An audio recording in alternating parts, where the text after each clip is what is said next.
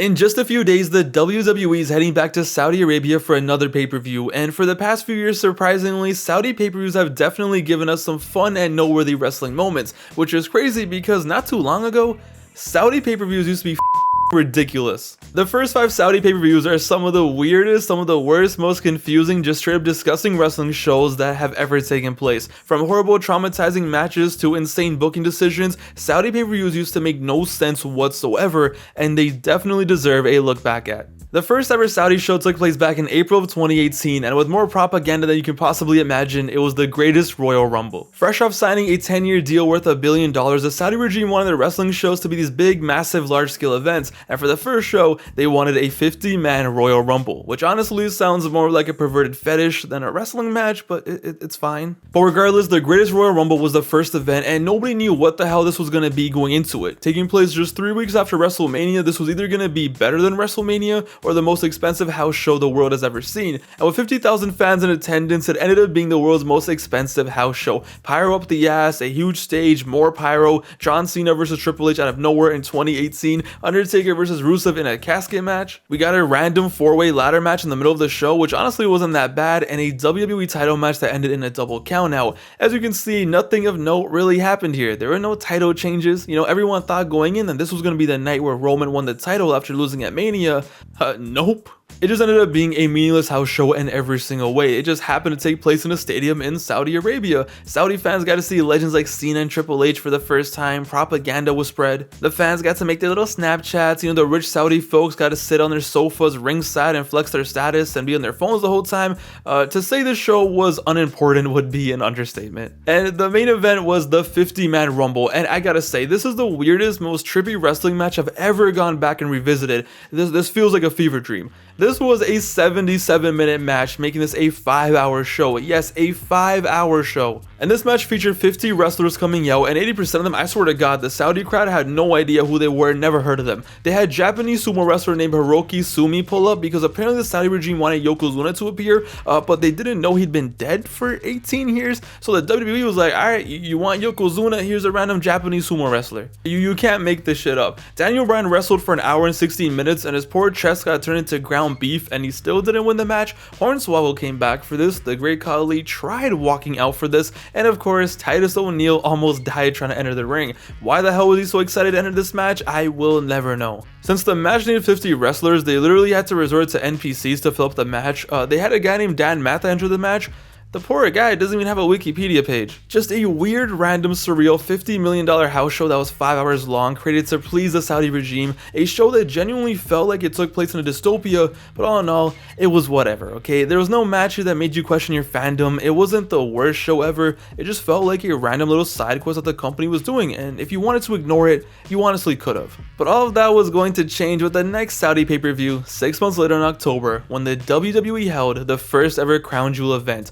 And there was no way to ignore this shit. After the greatest Rumble, the Saudi regime wanted more. They didn't want a glorified house show. They didn't want to Rumble again. They didn't want Yokozuna coming back from the dead. Nah. They wanted legends. They wanted big time matches. They wanted attention away from the fact that they killed a journalist and that the entire world was looking down on them. And the WWE, despite it being a PR nightmare, despite the US government asking them not to go to Saudi, they were gonna give them exactly what they wanted. Crown Jewel 2018 at first was just once again another large scale house show. It was centered around this tournament called the WWE World Cup. The Saudis wanted their show to feel important again, so a trophy was created and a random meaningless tournament was taking place on the show to determine the best wrestler in the world. And with solid talent all over the tournament, the first 2 hours of the show were perfectly fine. Yeah, the matches were short TV style matches and it just felt like a Monday Night Raw episode, but it was totally fine. In between the tournament matches, we got a decent little title match between AJ Styles and Samoa Joe, which was good. And going into the final 3 matches of the show, in terms of just the wrestling, it was honestly a 6 out of 10, a 5 out of 10 decent house show type of event. But what this company did for the final 3 matches on this night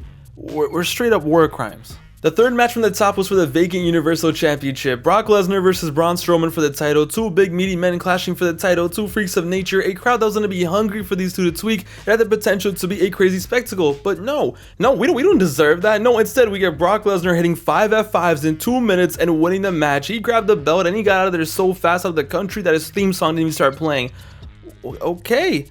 You know what, I guess maybe we were the idiots for having expectations, right? Like, it was 2018 Brock Lesnar after all. But then it was time for the co-main event, which somehow ended up being an even bigger slap in the face. In the finals of the World Cup tournament, it was The Miz versus Dolph Ziggler. Yes, whatever, it's fine, okay? The Miz, before the match, attacked Ziggler, he ambushed him, he jumped on him, and he went off to get the little advantage. But when jumping out of the ring, they did an angle where he landed wrong and he got injured. So next thing you know, you got two idiots before their match in the co-main event on the floor, crying, screaming, dying, while the Saudi fans are laughing at them in the first few rows. And just when you thought this company couldn't get any stupider, they get stupider. After a 6-match tournament that took 2 hours to complete, they had Miz forfeit the finals, get carried out, and they had 50-year-old Shane McMahon wearing jeans and a tank top, who just of course happened to be ringside, take his place. The finals of the tournament out of nowhere became Dolph Ziggler versus an out-of-shape Shane McMahon, 50 years old, wearing jeans, who just proceeded to sweat everywhere, throwing the worst punches we'd ever seen. And like 2 minutes into the match, I swear to God, he was so red and pink, he looked like Mr. Krabs when he lost his shell. He hits a coast to coast, and I'm surprised he didn't have a stroke, and Shane McMahon wins the tournament in 2 minutes and 30 seconds. What the fuck? Shane McMahon is declared the best wrestler in the world, and all you see is him running around with his Mickey Mouse trophy, looking like the biggest bozo we have ever seen. They spent 2+ hours running this tournament that had genuine talent in there, and they did this. Like, okay, we knew the tournament was meaningless, we knew it was stupid, we knew it was whatever, but this is just a next level slap in the face. This is just embarrassing. I'm sorry, to have 50-year-old Shane McMahon go in there and win in 2 minutes, like, what are we doing here? But then it was time for the main event, and just when you thought this show couldn't get more embarrassing, it did. It definitely did. It was the return of HBK, it was the return of Shawn Michaels. After 8 years of being retired, 8 years of declining countless returns for dream matches, HBK was finally back, and what was supposed to be a sacred moment, a special moment, was HBK coming back for that sweet, sweet Saudi payday. Shawn Michaels was back in 2018, and he was teaming up with his good friend Triple H to take on The Undertaker and Kane, and with every single wrestler in the match over the age of 50 years old, millions of wrestling fans around the world were genuinely traumatized. What the hell do I even say about this match? What the hell can I say about this match? You had The Undertaker and Kane, who look so out of shape and so old that it genuinely hurt to watch. Kane, who has so much CTE at this point, he was actually fresh off winning a damn election. What the hell was he doing in Saudi Arabia? I don't know. Shouldn't he be running his little county? Undertaker at this point was just down bad. He was so desperate. He was out there chasing just one final classic match so he could finally end his career on good terms. It ain't happening tonight, buddy. And Shawn Michaels... Guys, Shawn Michaels was bald, bro. Our childhoods died in front of our eyes before this match even started. Then the actual match started, and our childhoods basically got pissed on. This match had a combined age of 206 years old, and it was all up to Triple H to carry the match. The issue was he got injured 5 minutes into it, and the rest was history. HBK, who hadn't wrestled in 8 years, who now looked like 2007 Britney Spears, had to carry a match with a man who should have retired long ago, and an out-of-shape CT-infested Knox County mayor. And next thing you know, Kane's mask is falling off, and he's rolling around like he's actually on fire. Every single move that was done looked bad. Suplexes were looking bad. Every move just looked like a botch. Poor Triple H tore his pec and could barely move and had to wrestle the entire match with his left arm. Undertaker and Kane in their old age had to try to catch HBK doing a moonsault. How do you think that went? Oh, and by the way, did I mention HBK was bald? This match went on for 30 minutes. Why? Why were these senior citizens wrestling for 30 minutes? Who thought this was a good idea? How do you conceive that idea to have them out here for 30 minutes? Senior citizens at the park don't walk for 30 minutes, bro. Ain't no way Undertaker gonna have a 30-minute match. Eventually, it got so bad and ugly in there, they couldn't even do simple moves anymore. Like, they tried doing an Irish whip and everyone just almost died. Out here falling everywhere like Jenga pieces. It was like a higher power made sure that everything that could go wrong in this match went wrong in this match. HBK, who hadn't wrestled in 8 years, was doing his best to not tarnish his legacy and save this match. I mean, he tried, but nah, like, eventually the crowd is laughing at them, okay? Eventually, it's just sad, it's traumatizing, and just embarrassing. 20 minutes into it, they can barely move. Triple H is injured, Taker is depressed because he just wants to have one more classic so he can retire. Instead, he's in Saudi Arabia doing this. Shawn Michaels came back for this. And even when it was time for the match to be over, it was the most depressing pedigree I have ever seen in my life. Ladies and gentlemen, that was Crown Jewel, and this was the WWE in Saudi Arabia in one match. The Saudi regime wanted a spectacle, they definitely got a spectacle, and this match capped off the first 2 shows of the WWE Saudi partnership. We went from getting a pretty whatever harmless house show to one of the most embarrassing pay-per-views of all time that left every single person watching depressed. What a time to be alive. 7 months later, in June of 2019, the WWE was ready to come back to Saudi Arabia for the third pay-per-view. It was Super Showdown 2019, and going into the show, you would assume that the WWE and the Saudis would come together and see that the shows they just did weren't exactly working, and that maybe it's time they change their approach for the third show. No, Super Duper Showdown 2019 might even be worse. Super Duper Supreme Showdown 2019 is just as, if not even more disgusting than Crown Jewel. These idiots, I swear, these idiots learned nothing, absolutely nothing from Crown Jewel. Sure, we got a little cute Randy Orton versus Triple H match. Yeah, we got some decent B-level title defenses, but after this night, after this show was over, it was hard to convince yourself to still be a WWE fan. We had to endure 15 minutes of sweaty meatball versus Roman Reigns, Shane McMahon dominating Roman Reigns, rest holds for hours, punches, MMA submissions because he took a jiu-jitsu class once, and so much sweat dripping that I thought my tears from watching got on the screen. And of course, Shane McMahon beat Roman Reigns. Yo, just one of the stupidest, one of the most laughable, just insane matches I've ever seen in my life. Why did this happen? Why was it this long? And then, hey, that classic is over. Let's all go watch Lars Sullivan take on 3 lucha wrestlers. I have never seen a crowd this quiet in my life. Just listen to this. Oh, are you having enough fun yet? You know what? It's time for the 51-man battle royal. What is up with them and their obsession with 50 sweaty men in the ring? What are we doing here? But nothing will beat the main event that took place on this night. You thought DX versus Taker and Kane was bad last time? You thought they would actually learn from that and not put senior citizens in the main event of a Saudi show? No, Goldberg versus The Undertaker in 2019, live from Saudi Arabia. What could possibly go wrong? I swear, I feel like I'm about to have an aneurysm at this point. Who the hell booked this? Who thought this was a good idea in 2019? My dead grandma would know not to book this shit. Goldberg, who hadn't wrestled in 2 years, gave himself CTE before the match even started. Do you hear me? This man hit his head on the door to get himself hyped up before his entrance like a Neanderthal, and he literally started bleeding before the match started and made his entrance concussed. What could possibly go wrong? Just one of the wrestlers already has a concussion before the match started. Meanwhile, Undertaker, poor Undertaker, he's old, he is cooked, he should not be in the ring unless you have someone who can carry him, and I mean figuratively and literally. This poor guy is just chasing the bag, and he's chasing that one last classic. Now, I don't know why he thought he was gonna have a classic with Goldberg, but apparently he did. So they go out there, right? And next thing you know, Goldberg hits his head in the ring post 2 minutes into the match. 2 minutes into the match, this man is double concussed. He has a double-double. Goldberg is bleeding everywhere, right? He has no idea where the hell he is. He doesn't know if he's in Saudi Arabia, Dubai, or Africa. He has no idea. Taker can barely hit the chokeslam, but you're like, you know what? At least the match will be over soon. It'll be quick. It'll be painless. He gets up Goldberg. He goes for the tombstone. And of course, Goldberg's head hits the ground again on the tombstone. He's got a CTE hat trick at this point. He got a triple-double. He's done. He is dead. Just end the match. It's over. I don't care if it's been 3 minutes, just end the match. At least the fans got to see Taker do his greatest hits.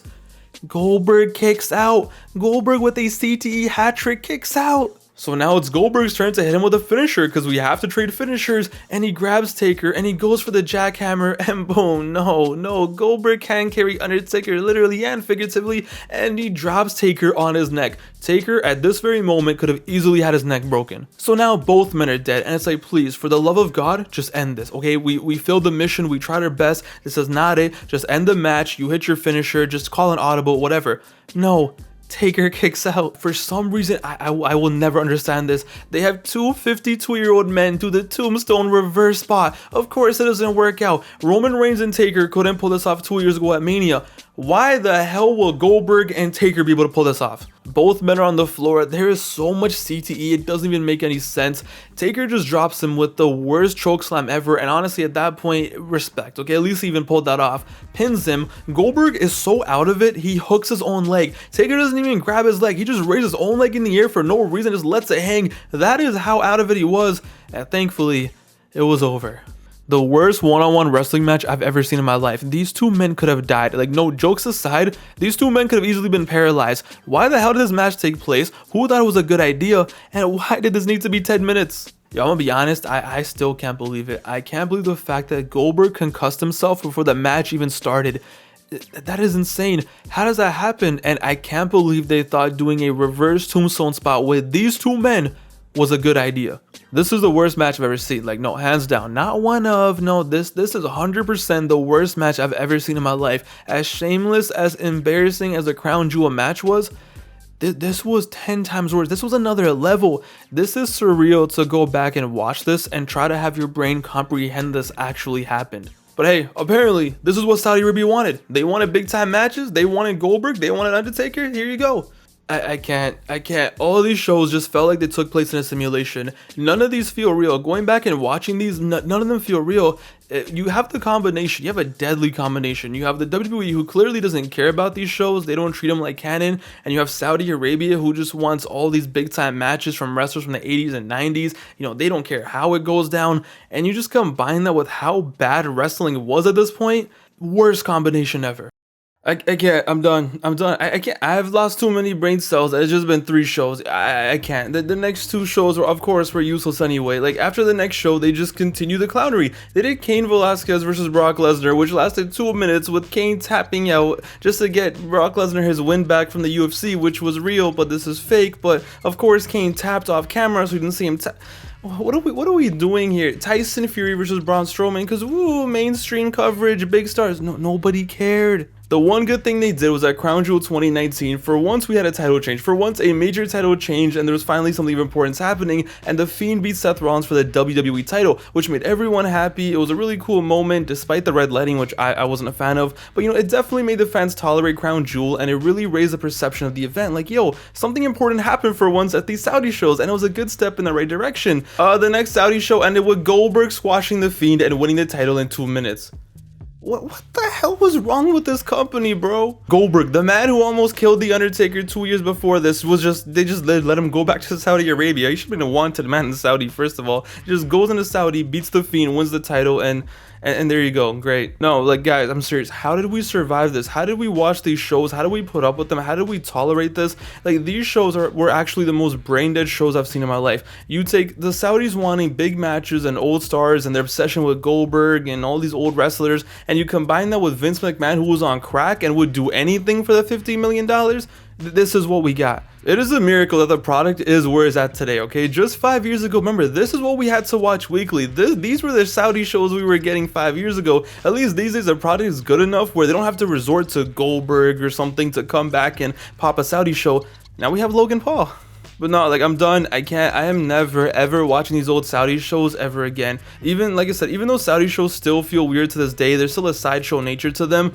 Just remember what they used to be, okay? Just remember this. Now, like, Goldberg beating The Fiend in Saudi it's still one of the most insane things, and they did it on purpose. That's the one place where they could have done that, and Goldberg wouldn't have gotten booed. In the comments down below, let me know, what is, in your opinion, the worst WWE Saudi pay-per-view moment? Is it Brothers of Destruction and DX going out there? Which, honestly, as much as I roasted it, when you look at the stuff that happened after that, was it really that bad? Yeah, no, it was. It was. But yeah, let me know down below, in your opinion, what is the worst WWE Saudi pay-per-view moment? Thank you guys for watching. It's your boy Pav, aka Wrestling Gives. I'm done. I'm cooked. I feel like The Undertaker in Saudi Arabia. My brain cells are fried. I think I got CTE from watching this. I'm out of here. Later, guys.